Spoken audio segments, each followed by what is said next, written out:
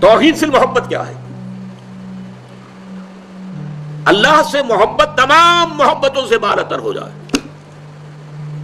کوئی محبت اللہ کی محبت سے اوپر تو نہیں، برابر بھی نہ ہو. برابر ہونا شرک ہے، اوپر ہونا تو سمجھیے کہ اور پتہ نہیں شرک کے علاوہ بھی کوئی اصطلاح ہمیں ایجاد کرنی پڑ جائے گی.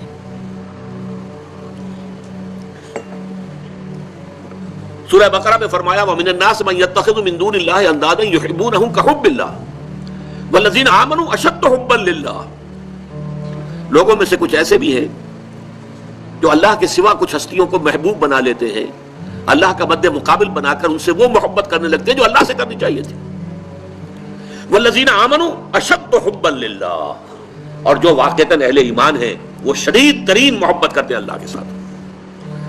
تو قرآن یہ نہیں کہتا کہ آپ والدین سے محبت نہ کریں، کرو، لیکن والدین کی محبت اللہ کی محبت کے برابر نہ ہو جائے، اس سے بڑھ نہ جائے. اولاد سے محبت کرو، اولاد کی محبت اللہ کی محبت سے بڑھ نہ جائے. دیکھیے یہ محبتوں کا امتحان ابراہیم سے اللہ نے کیسے کیسے لیا تھا. وَإِذِ ابْتَلَىٰ إِبْرَاهِيمَ رَبُّهُ بِكَلِمَاتٍ فَأَتَمَّهُنَّ قَالَ إِنِّي جَاعِلُكَ لِلنَّاسِ إِمَامًا. کیسے کیسے امتحانوں میں سے پاس ہونے کے بعد پھر وہ مرحلہ آیا کہ اللہ نے فرمایا ابراہیم میں تمہیں تمام نوع انسانی کا امام بناتا ہوں. والدین کو چھوڑا اللہ کے لیے، گھر بار چھوڑا اللہ کے لیے، بادشاہ کے دربار میں آنکھوں میں آنکھیں ڈال کر مناظرہ کیا کہ نہیں کیا؟ بادشاہ جو ہے وہ مرعوب نہیں کر سکا. فَبُہِتَ الَّذِي كَفَرَ، بلکہ جو مناظرہ ہوا ہے تو بادشاہ جو تھا نمرود وہ مبہوت ہو کر رہ گیا. اپنی جان کو اللہ سے، اللہ کی محبت سے زیادہ نہیں سمجھا. آگ میں کود گئے کہ نہیں؟ بے خطر کود پڑا آتش نمرود میں عشق. عقل ہے محو تماشائے لب بام ابھی. پھر اپنے ملک کی محبت پر اللہ کی محبت کو ترجیح دی، ملک چھوڑ دیا، ہجرت کی. آخری امتحان جو لیا ہے، آخری امتحان جس سے کڑا امتحان ہو نہیں سکتا. 100 برس کی عمر میں وہ 13 برس کا بیٹا جو دعائیں مانگ مانگ کر اللہ سے لیا تھا، اکلوتا بیٹا، حکم آیا ذبح کر دو. یہ ہے سب سے بڑا امتحان. 100 برس کا بوڑھا انسان اور بڑی دعائیں مانگ مانگ کر بیٹا لیا. 87 برس کی عمر میں حضرت اسماعیل کی ولادت ہوئی ہے.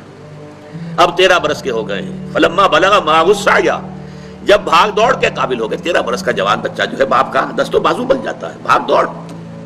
اس لیے آتا ہے نا کہ ابراہیم اور اسماعیل دونوں تھے جو بیت اللہ کی تعمیر کر رہے تھے. وَإِذْ يَرْفَعُ إِبْرَاهِيمُ الْقَوَاعِدَ مِنَ الْبَيْتِ وَإِسْمَاعِيلُ، اس اسماعیل کے بارے میں انی ارا فی المنام انی اذبحک فانظر ماذا تری. اے میرے بچے میں دیکھ رہا ہوں خواب میں، بار بار یہ خواب آ رہا ہے کہ میں تمہیں ذبح کر رہا ہوں. اور اس کے لیے چھری پھیر دی. یہ تو اللہ تعالیٰ نے جو ہے قد صدقت الرؤیا انا کذالک نجزی المحسنین، اللہ تعالیٰ نے کہا بس بس امتحان ہمیں لینا تھا، وہ امتحان پورا ہو گیا. یہ ہے محبت، توحید فی المحبت. اللہ کی محبت تمام محبتوں سے غالب. اور اگر کوئی ایک محبت بھی آ کر آپ کے دل کے سنگھاسن پر اللہ کی محبت کے ساتھ براجمان ہو گئی، بات ساتھ کہہ رہا ہوں، اوپر نہیں، ساتھ بیٹھ گئی آپ کے دل کے تخت پر، تو یہی شرک فی المحبت ہے. اب دیکھیے یہ تو میں نے انڈیویجول لیول پر آپ سے بات کی. اب آئیے اجتماعی سطح پر، بلکہ اسی ضمن میں ایک آیت اور سن لیجئے. اللہ کی محبت کے ساتھ جڑی ہوئی محبت ہے اللہ کے رسول کی محبت، اور پھر تیسری محبت ہے اللہ کی راہ میں جہاد کی محبت. اب توحید فی المحبت کے لیے سورہ توبہ کی آیت نمبر 24 جو ہے وہ لرزا دینے والی بھی ہے اور بہت جامع بھی ہے. قل ان کان آباؤکم وابناؤکم واخوانکم وازواجکم وعشیرتکم واموال اقترفتموها وتجارۃ تخشون کسادها ومساکن ترضونها احب الیکم من اللہ ورسولہ وجہاد فی سبیلہ فتربصوا حتی یاتی اللہ بامرہ واللہ لا یہدی القوم الفاسقین.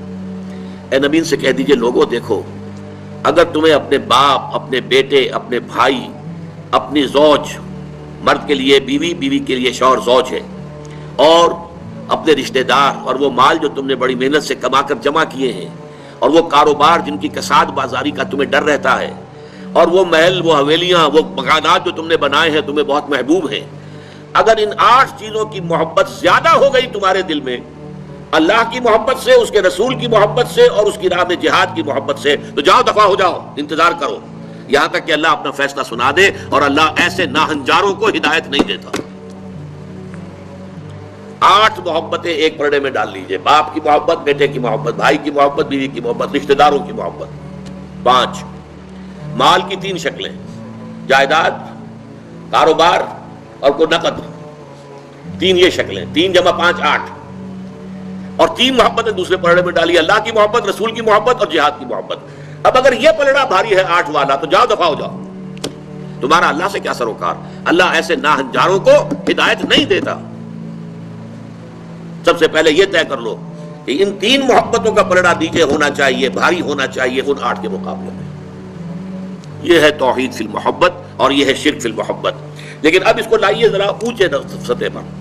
وہ جو میں نے کہا انسانی معاشرہ، ریاست، اس ریاست کے لیے، معاشرے کے لیے بھی کوئی ایسی شے موجود ہونی چاہیے کہ جو اس میں رہنے والے یا اس میں شامل سب لوگوں کی محبوب شے بن جائے.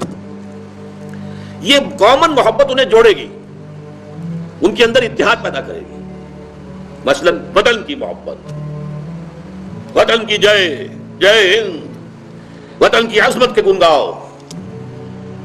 قوم کی محبت، وطن پرستی، قوم پرستی، کوئی نظریہ پرستی. یہ بہت سی پرستشیں ہیں جن سے کہ لوگ پھر جڑے رہتے ہیں. نسل پرستی، لسان پرستی، زبان پرستی. یہ آج کل جو آپ کو کہتے ہیں کہ یہ لسانی عصبیتیں اور یہ نسلی عصبیتیں، یہ بلوچ نیشنلزم، یہ پختون نیشنلزم، یہ سرائکی نیشنلزم، یہ ایک اردو والا نیشنلزم، 5ویں قومیت نکلی تھی ہمارے ہاں. یہ سب کچھ کیا ہے؟ یہ جمعیت کے لیے، لوگوں کو جوڑنے کے لیے، شیرازہ بندی کے لیے، انہیں متحد رکھنے کے لیے کوئی نہ کوئی شے محبوب ہو جانی چاہیے. اس اعتبار سے اس دور کا سب سے بڑا شرک وطن پرستی ہے. لیکن پھر دیکھیے، میں بات آپ سے عرض کر رہا ہوں، علماء کرام اس کو نہیں پہچان پائے. اس کو پہچانا ہے تو علامہ اقبال نے پہچانا ہے. اس دور میں اور ہے، جام اور ہے، جم اور، ساقی نے بنا کی روش لطف و ستم اور، تہذیب کے آزر نے ترشوائے صنم اور، مسلم نے بھی تعمیر کیا اپنا حرم اور، ان تازہ خداؤں میں بڑا سب سے وطن ہے، جو پیرہن اس کا ہے وہ مذہب کا کفن ہے. نظارہ دیرینہ زمانے کو دکھا دے، اے مصطفی خاک میں اس بت کو ملا دے. یہ وطن پرستی شرک، اس دور کا سب سے بڑا شرک. نیشنلزم جو ہے وہ لوگوں کو جمع کرنے والی شے ہے. ہماری قوم، ریشیل نیشنلزم بھی ہوتا ہے، نسلی قومیت. اور آج کل نیشنلزم جو ہے وہ علاقائی ہوتا ہے، ٹیریٹوریل نیشنلزم. ایک ملک میں رہنے والے جو ہے اس کو سب ایک قوم ہے اور اپنے ملک سے محبت سب سے اوپر کر دے. یہ ہے در حقیقت علامہ اقبال نے جس کو کہا کہ وطن ایک تو ہے وطن سے محبت ہونا، وہ ٹھیک ہے، حب الوطن من الایمان حدیث ہے. گفتار نبوت میں وطن اور ہی کچھ ہے، اور گفتار سیاست میں وطن اور ہی کچھ ہے. وطن جب آتا ہے ایک پولیٹیکل کانسیپٹ کی حیثیت سے وہ معبود بنتا ہے. اس معبود کی ایک نماز ہے.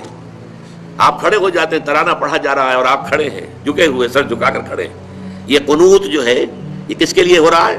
وطن کے دیوتا کے لیے ہو رہا ہے. وطن کے دیوتا کا ایک اور ہے سلامی، جھنڈے کو سلامی دی جا رہی ہے. جھنڈا وہ علامت ہے آپ کے وطن کی.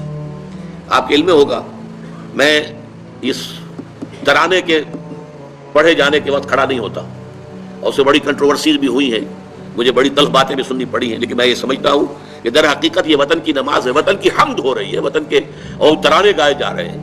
در حقیقت یہ اجتماعی سطح پر پولیٹیکل سائنس کے اعتبار سے آج وطن جو ہے وہ جو ہے ایک معبود کی شکل اختیار کر گیا ہے.